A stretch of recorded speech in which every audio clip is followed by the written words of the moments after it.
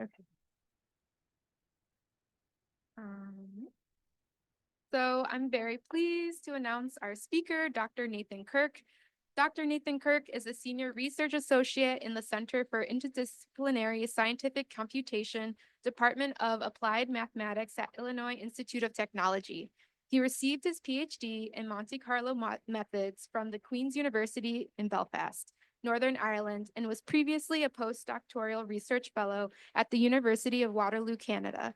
Nathan's primary research goal is to achieve better sampling methods for implementation in Monte Carlo methods by leveraging the power of modern machine learning algorithms. Yeah, and then I'll hand it off to you. Great. Thanks so much, Olivia. Thanks for the introduction. Thank you, Professor Sao-Chung Choi, for the invitation here to speak today. Thanks, everyone, for, I don't know, braving the cold, right? It's super cold out there, so thanks so much. So yeah, we had a bit of an introduction there. So my name is Nathan Kirk. I'm a senior research associate, a computational mathematician in the Department of Applied Math at IIT down on 35th Street here in Chicago. And so what I want to do today is talk about Monte Carlo methods and what they are. Okay, a lot of you should know what Monte Carlo methods are. Again, I don't know who's in the audience, right? So it's kind of hard to target really target a talk towards an audience where you're not 100% sure of the people's background. But I want to talk about Monte Carlo methods. I want to talk about the variant that I am most interested in, okay, which is quasi Monte Carlo methods. And I want to talk about what machine learning can do for Monte Carlo methods and why maybe deep learning methods might be useful in this setting. And then I want to use this, obviously, for some promotion, okay? So I want to promote a few things. First of all, I want to mention QMC Py, which is our QMC software package for Python, of which Professor Choi is a lead contributor and a founding member, along with Professor Fred Hickernell in IIT and the rest of our research group. We're all contributors of this QMC package. I then want to talk about message passing Monte Carlo, which is my work along with collaborators. And it's what the second half of this talk will be about mainly. It's the first deep learning method for QMC sampling. This code is open source on GitHub, so I'll promote it afterwards. You guys can go and play with it yourself. And then I also want to talk about a conference that Professor Choi and I are sitting on the organizing committee for, which is Monte Carlo Methods 2025. Okay, so I'll leave this QR code here. Maybe you grab it quickly, but I'll also show it at the end. So Monte Carlo Methods 2025 is being held at IIT. We sort of are talking about what's wrong?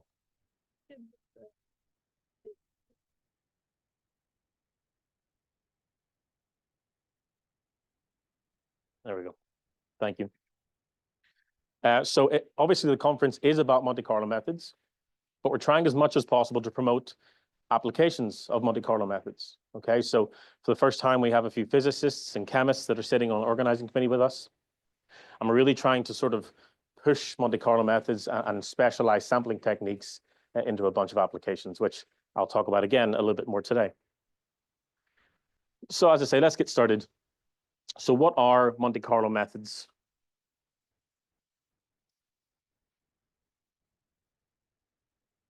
Okay, what are Monte Carlo methods? Well, Monte Carlo algorithms rely mostly just on random sampling, okay?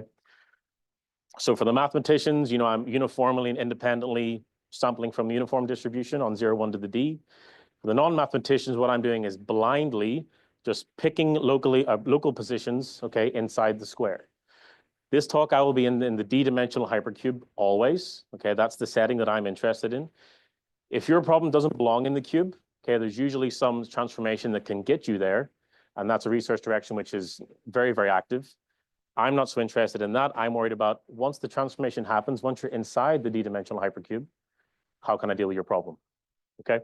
So Monte Carlo methods rely on random sampling, blind sampling, okay, sometimes I call it, where I don't care where I've sampled already.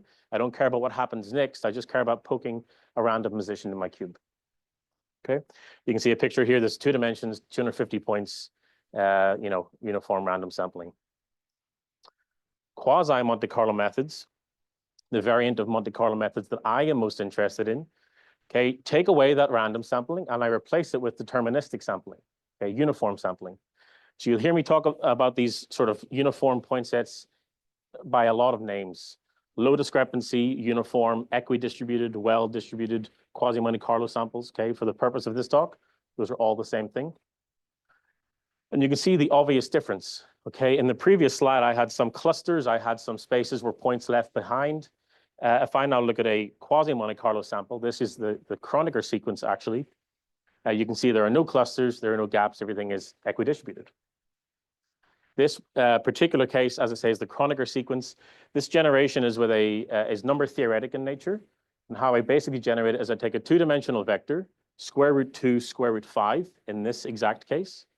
I multiply that by some integers, the position number of the point that I'm sampling. And then I take modulo 1, so that it belongs back inside the cube. Okay, so it's a number theoretic construction for QMC. And a lot of the classical QMC constructions are indeed number theoretic in nature. Great, so far I've said clusters, gaps, well-distributed. These are not very mathematical or rigorous things that I'm saying, okay? So we need some way to quantify this. We need some metric. And what discrepancy theorists, of which I would class myself as one of those, we cling usually to the star discrepancy, okay? So for non-mathematicians, this thing in the middle of the slide looks kind of complicated. Don't worry, we'll break it down. So what we're doing here in the very middle of the slide, this 0b is a sub-test box of the unit cube. The bottom left-hand corner of the box is anchored at the origin, and the B is the top right-hand corner of the cube, somewhere else in the space. And this first fraction inside these two vertical bars, this absolute value, okay, this first fraction is the proportion of points of my distribution that belongs inside that test box 0b. And I'm taking that fraction and I'm subtracting it from the size of the test box 0b. So intuitively, you should think that for a point set to be equidistributed, if my test box is a volume 1/4, I should have 1/4 of the points in that test box. And so how I quantify distribution is I look at those test boxes and I say, okay, what is the maximum deviation that I have? This is this supremum norm, this L infinity norm on the outside, okay? I'm taking the worst case distribution of my point set. So yeah, intuitively, it's working out basically the largest difference of how many points I should have in a box and how many points I actually have in a box. And because I want this difference to be as small as possible in the case of a uniform distribution, the smaller the discrepancy, the better, the more uniform the distribution. So my aim is always to make this discrepancy as small as possible. Okay. Just as a side note, this thing is very difficult to calculate. Okay. From a computational point of view, what it often requires is to check in the order of n to the power d boxes. Okay, it's an exhaustive search over admissible and all admissible boxes. And so if I have, n equal to a few hundred points, which is reasonable, and dimension equal to 5, this is 100 to the power of 5 boxes I need to check exhaustively. So it's very difficult to calculate this even once, never mind many, many, many times. And hopefully you see where I'm going with that. Okay. Here's some visual aid, an example. So these are the 2 point sets that I showed on the first 2 slides. On the left is the random, on the right is the uniform Kronecker. And the red boxes are these 0b test boxes that where the maximum, the worst case discrepancy is achieved. And I'm not so interested in where those boxes are. I'm more interested in the numbers at the top. And it is a little small, apologies, but for the random points, the star discrepancy is around 0.05. And for the Kronecker sequence, the uniform case, the QMC, it's about 0.01. Okay, so the discrepancy is about 1/5 of the uniform points than on the random points. Okay. So anyone have any questions about that first little task about replacing random with deterministic and then quantifying it by this discrepancy? All with me so far? Okay, great. So why?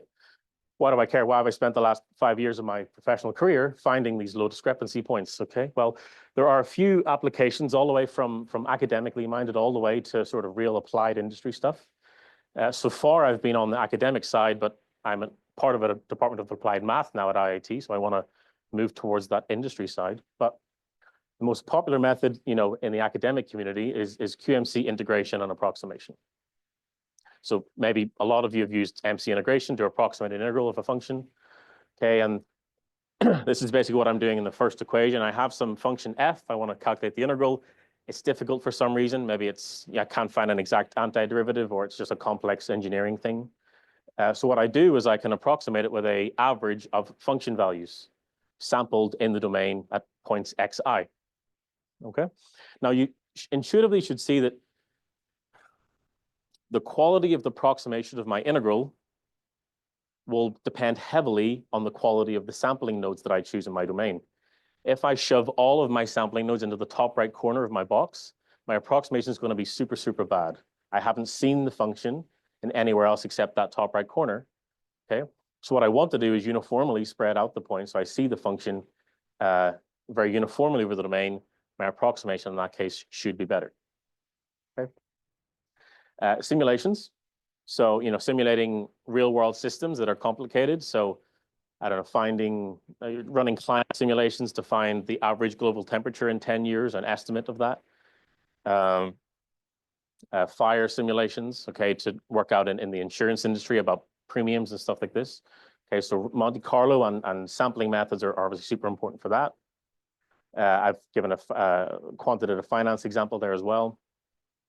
And many other problems, okay? So we have a colleague, Dr. Alex Keller, who works for NVIDIA in California, who's super, super good at using QMC for light ray tracing and computer graphics and computer vision. So QMC is a really big, QMC actually won an Oscar in 2005 for technology, light ray tracing, okay? So there is some fame out there for QMC. And in robotics as well, for path planning, for example, in robotics, my collaborators at MIT, part of the robotics lab, use QMC and uniform point sets for path planning for robots. Okay, so I'm going to run the simplest simulation that I could, which is a really classical MC simulation, which is approximating the value of pi. This bar is super annoying at the top, apologies, but approximating pi 3.14, okay? What I'm doing is I'm taking my unit square, I'm putting a circle inside there that my circle has diameter 1, and on the left, I'm randomly sampling MC. On the right, I'm sampling QMC. Okay, this is a snowball sequence on the right-hand side. And what should happen here, as I keep adding and adding points, if I look at the fraction of points that belong inside the circle, the red points divided by the total number of points, that fraction will tend to pi divided by 4. Why pi divided by 4? Well, it's a circle of area of radius 1/2, as an area of pi over 4. Or another way of thinking about that is that around 78% of the points will eventually lie inside the circle versus outside. Okay. So you can see as this runs just for a few more seconds, on the left, the MC is doing fine. Okay, and I tend to batter MC a little bit and degrade it. Okay, I don't mean to do that. It's just I'm a QMC theorist. So, but MC is fine. It will get you there eventually. Okay. But you can see, for example, at the bottom here, there's this big area maybe that is unexplored yet, and here. If you look at the right-hand side, the QMC, the snowball set, sure, there is some slight clustering in parts, but things are certainly more uniform than on the left picture. Okay. Pi over 4? Well, this is just because this is a circle of radius 1/2. Okay, the radius of this circle is 1/2, diameter is 1. So this should tend towards pi over 4 as a fraction. Okay, when I look at the percentage of the number of points that belong inside versus outside. How do I prove that? So, I mean, I can show that this tends towards the true answer of pi over 4 by like law of large numbers for random numbers, for example. Okay, that this fraction will eventually tend towards there. Okay. If I'm not getting your question, apologies, maybe we can talk about it afterwards, but yeah. Okay, and the result of that is if I plot the error of my fraction so far at a given n with the pi divided by 4 true answer, what you see here is that MC, again, does fine. The error is decreasing as n increases, but QMC is better. Okay, it provides lower errors.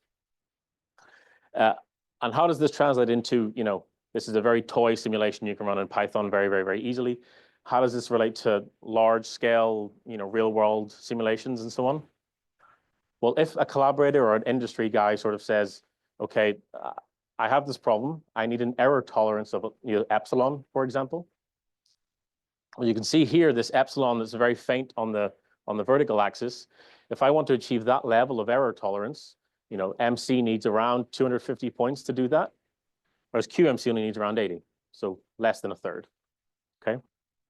And then the question I often get asked, and maybe some of you are thinking it as well, so let me preemptively answer it, is, computers are super good nowadays, so why can't I just throw 10 to the 7 points, random points at my problem, and it's fine, okay? My answer to that is like, isn't it still good to be efficient, okay? You're taught to write clean, optimized Python code, so why not be efficient as well in your sampling, okay? And this is a really easy toy simulation. What if your function f that you're trying to approximate or your simulation is expensive? If you only have the physical dollars, in some cases, to run 20 simulations with 20 sampling points, okay? You want to sample these cleverly. You don't want to blindly just run a bunch of random simulations. You want to achieve the most information out of your simulations as possible, okay? So hopefully I'm getting that across. I get the what is the point of QMC a lot, and it annoys me a little, but So what's the problem? So far I've said MC is fine. If you need efficiency, QMC is probably better. And so that's to find the problem. Okay, this bar is super annoying at the top. To find the problem, let me dive in a little more to the Halton sequence, okay? And this is another example of a low discrepancy point set. It comes from, again, another number theoretic construction in the 1960s. It was actually 1960. It was published. The uniformity comes from choosing co-prime numbers and looking at the digit expansions of those numbers to use as the bases, okay? And then, if the Chinese remainder theorem basically proves the uniformity. I want to highlight now QMC pi. So this Halton sequence is generated by our Halton command in QMC pi, and there's a whole bunch of others. Okay, there's suball that I talked about for the simulation. So here, when our Halton generator, we can choose the parameters of 250 n and 2 dimensions, and we can generate this, okay? Also in QMC pi is a bunch of applications to quantitative finance. So there's American option and Asian option pricing and simulations in there, along, I think, with PDEs as well, but Professor Choi will have a better idea of that than me. But this is generated with QMC pi. Go and look at QMC pi. I think it's cool. So this is the Halton sequence. And if we take the Halton sequence in 3 dimensions, and even from this bad picture in the top in 3 dimensions, you can still see that it's pretty space filling. Okay, it's quite uniform. There are no gaps, there are no clusters, probably. I know it's hard to see from that picture. But one way of sort of testing it is to look at the projections of a point set as well. So if I take the projections of this point set, the 2-dimensional projections, and again, for those that aren't sure what that is, take the cube, let's push everything against the side wall to make a 2-dimensional projection. That gives us one of them. Push everything against the floor, push everything against the back wall. That gives us our 3 2-dimensional projections, okay? Looking at the 2-dimensional projections, everything's still fine. Things are well distributed, no gaps, no clusters, low discrepancies, all fine. Where's the problem still? Okay, those that know about the curse of dimensionality might know where I'm going. If I now look at a 27-dimensional Halton sequence, I have a lot more 2-dimensional projections to sort of look at and consider this time. And what I've done here is pick out 3 of them, 3 particularly bad ones because I'm biased in this setting. But, and what I have is the 7 and 8 dimensions projected onto 2D projections, the 13 and 14, and the 26 and 27. So with 7 and 8, you can see I start to get these diagonal lines that are no longer filled. 13 to 14th, that gets even worse. And then when I get to the last 2 dimensions, 26 and 27, I mean, you don't need to be a mathematician to see that that is in no sense of the word uniform or space filling. Okay, it's terrible. So that means that if you look at this 27-dimensional cube from a certain angle, there are almost entirely the whole space is not filled in a certain projection, okay? So hopefully that is motivation that there is research needed, okay, to improve these things, to improve these number theoretic constructions of QMC sampling nodes. I do some of that research myself. So this is a paper by myself and my old postdoctoral advisor, Christian Lemieux from the University of Waterloo on an improved Halton sequence. So what we do there is we, instead of using just integer prime numbers, we fill in some irrational based van der Korpet type sequence, if you know what that is. And so we fill it up. And so this mitigates some of this bad sort of co-prime number theoretic clashing that we see, okay? Now, in no sense of the word am I saying then that, we go from number theoretic mid 20th century number theoretic sampling nodes, and then we take one large step to state-of-the-art 2024 deep learning methods, okay? That's not what I'm saying. There's a bunch of research there in the middle that is used to try and improve these QMC sampling nodes, okay? I mentioned some of them here with some references. This Art Owen paper, colleague of mine from Stanford, I think that's probably the best paper that has been written in QMC ever in the last 40 years for sure, on randomly permuting and randomizing QMC point sets. There's a component by component construction from a group down at University of New South Wales, Francois Coua and Stephen Joe, where basically we are constructing the point set dimension by dimension. Okay, so we're doing the first dimension, adding a second, adding a third. Okay, that way you can sort of start to mitigate some of the problems that might come up. And then recently, a colleague of mine, Francois Clément, who did his PhD at the Sorbonne, but is now at the University of Washington, a very talented optimization guy. And so he's sort of framing optimizing discrepancy, this uniformity measure, in terms of nonlinear programming frameworks and other things of that nature. So that's some nice work as well. We decided to go for deep learning methods, okay, which hopefully I'll convince you was not a step just to use some big heavy machinery for the sake of it. Okay, we think there are some natural sort of intuition of why we should use these deep learning methods. So the rest of this talk is based on message passing Monte Carlo generating no discrepancy point sets via graph neural networks.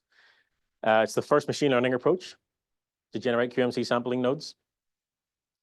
And we're very fortunate to have the paper published in PNAS this summer. Okay, so Proceedings of the National Academy of Sciences of the United States, a very prestigious interdisciplinary journal. We're very fortunate to be in there.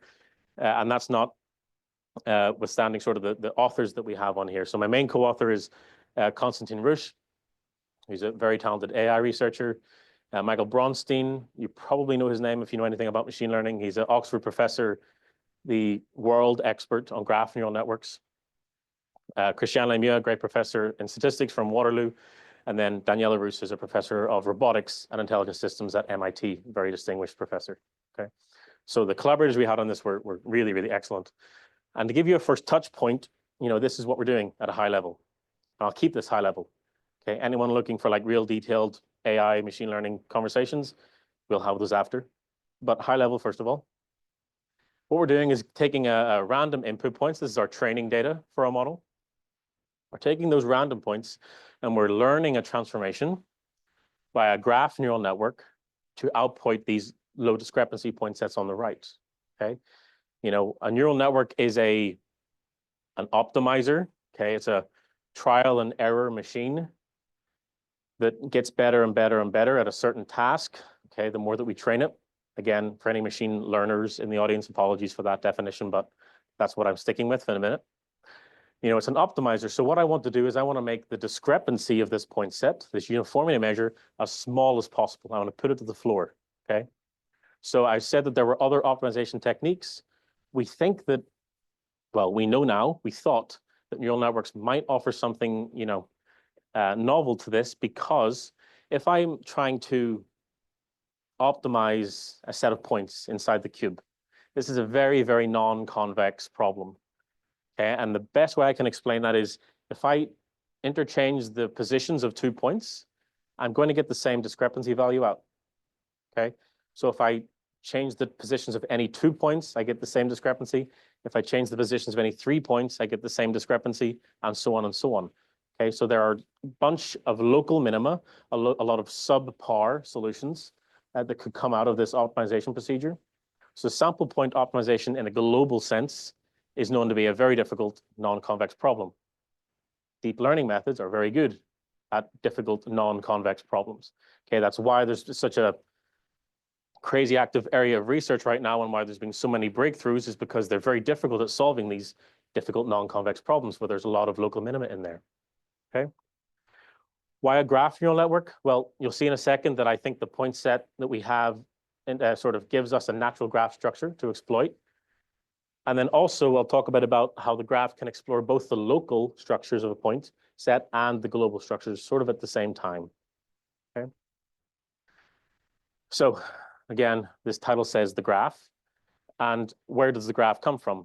The graph needs nodes and it needs edges. Okay. Nodes are the points. The edges then are a choice that we need to make. And the choice that we made is that we connect each point xi, each node xi, by an edge to all of its neighbors belonging in a certain neighborhood of radius r.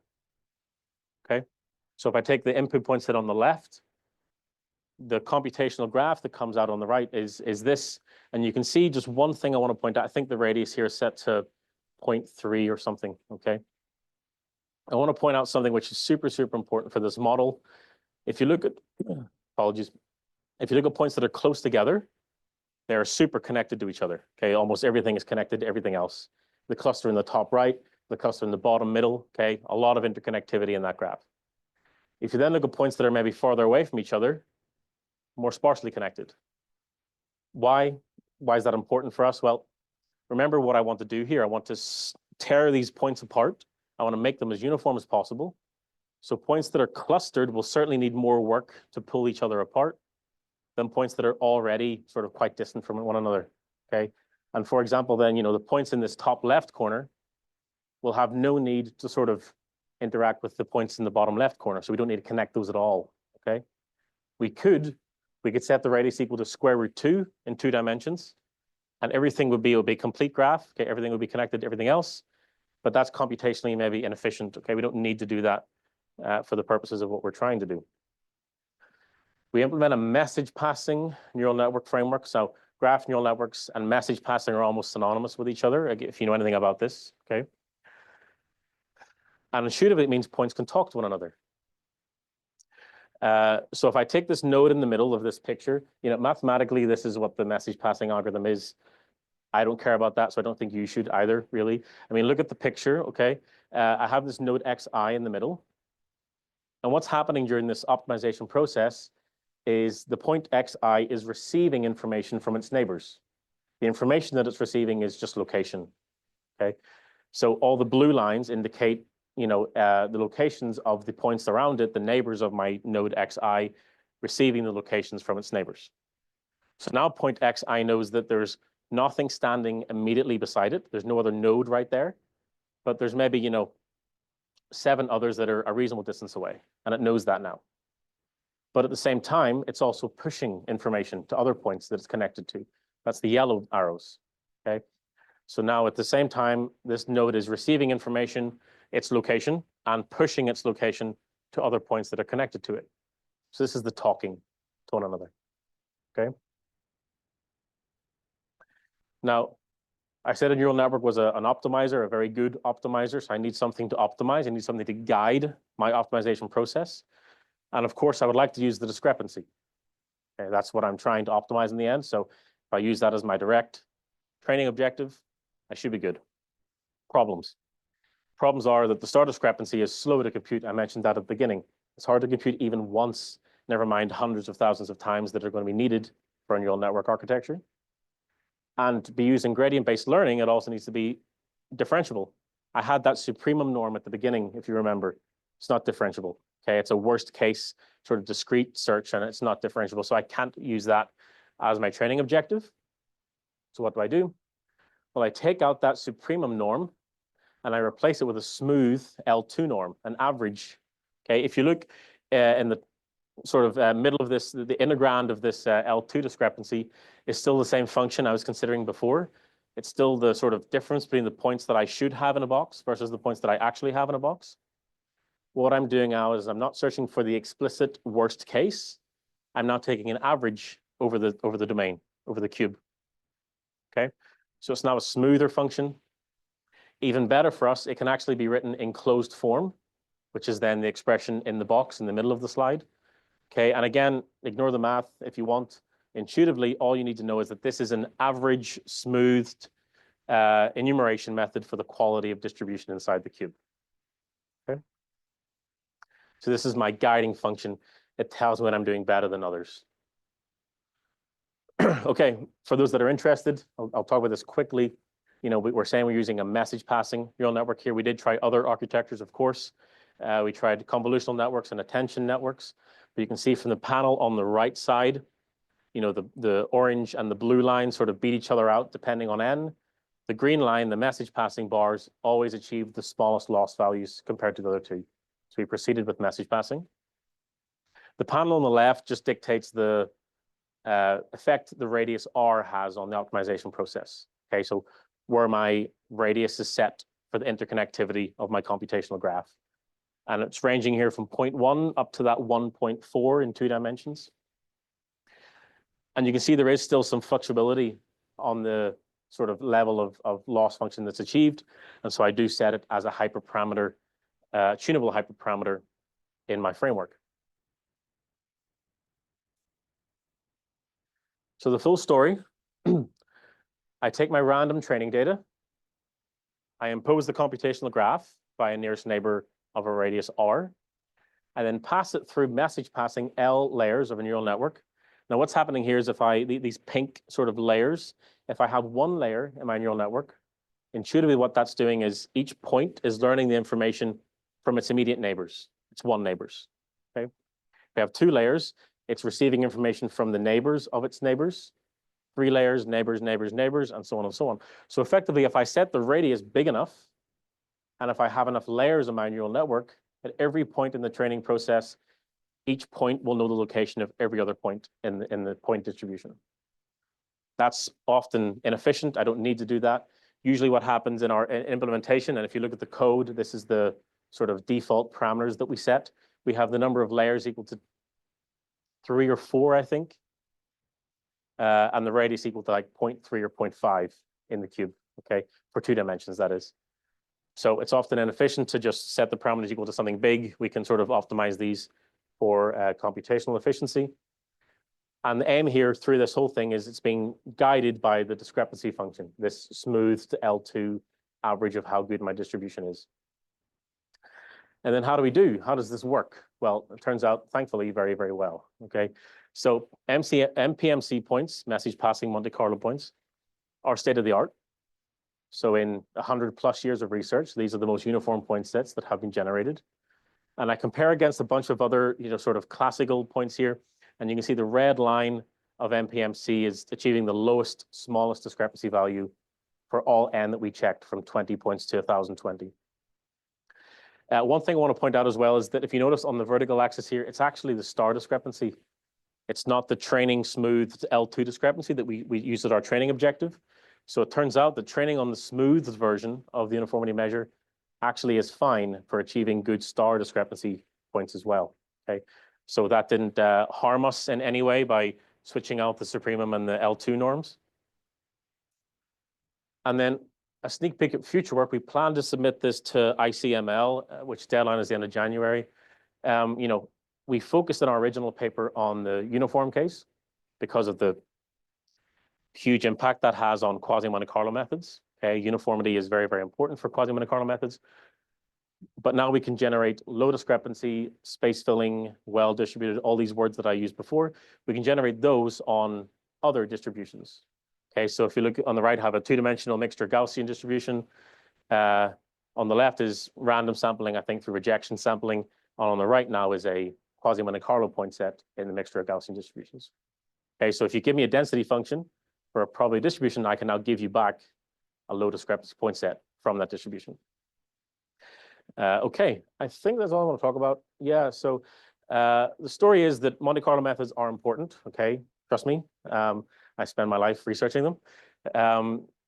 Quasi-Monte Carlo methods then can improve on Monte Carlo by sort of being a little more clever with how we sample rather than blindly, randomly sampling. But the off-the-shelf methods, do have flaws. And of course, because they were invented, 80 years ago. So there are a lot of other methods, but we thought that geometric deep learning methods, graph neural networks, might yield something, and it does. MPMC can solve these point optimization procedures very well. And so, yeah, I think it's a worthwhile direction of research and one that I plan to continue. I do have some references for you. So the top is our paper again. The second one is this improved Halton sequence. The third is maybe the most important one to go and look at for you guys, anyone listening. It's the documentation for QMCPy, quasi-Monte Carlo software, that's on arXiv. And at the bottom is the GitHub repository under my collaborator, Konstantin Rush's GitHub. And that's the code for MPMC if you want to go and try it yourself. Okay. So great. Thank you so much for coming out in the cold. Thanks for your attention. I hope you guys enjoyed it. That was fun for me too. So yeah, thank you very much. Thank you. Do you have any questions? Slides will be available. Yep.